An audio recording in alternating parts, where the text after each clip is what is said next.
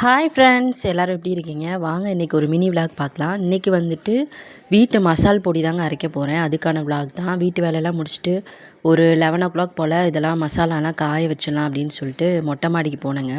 நான் மொட்டை மாடிக்கு போகும்போது கரெக்டாக பார்த்திங்கன்னா ஒரு 11 மணி இருக்கும். சரியான வெயிலுங்க, செம்ம வெயில். அது உங்களுக்கு வீடியோவிலே தெரியும்னு நினைக்கிறேன். என்னால் நிற்க கூட முடியல. கால் வந்து பயங்கரமாக சுட்டுருச்சு, அந்தளவுக்கு வெயில். ஸோ இந்த வெயிலும் ஒரு வகையில் நமக்கு சப்போர்ட் தான். நல்லா காஞ்சிரும் மல்லியும் மிளகாவும். மல்லி வந்து அதிகமாக இருந்தது அப்படின்றனால நான் 2 தட்டில் காய வச்சுட்டேன். நம்ம கீழே காய போட்டால் அள்ளவும் முடியாது, லேட் ஆகும் அப்படின்றனால நான் தட்டில் காய வச்சுட்டேன்.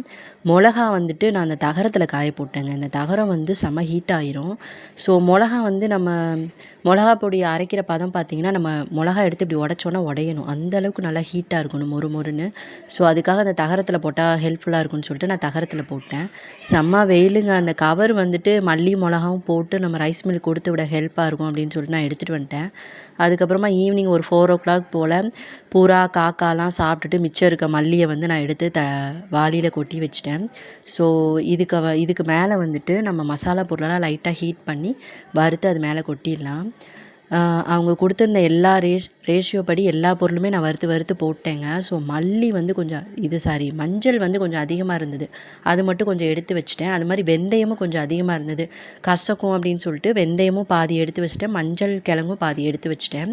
ஏன்னா எனக்கு மிளகா பொடி வந்து சிகப்பாக இருந்தால் தாங்க பிடிக்கும். அதனால் எல்லாமே வறுத்து எடுத்து வச்சுட்டேன். ஃபைனலி அடுத்த நாள் காலையில் ஒரு 10 மணி போல் தான் மிளகா பொடி அரைச்சிட்டு வந்தாங்க.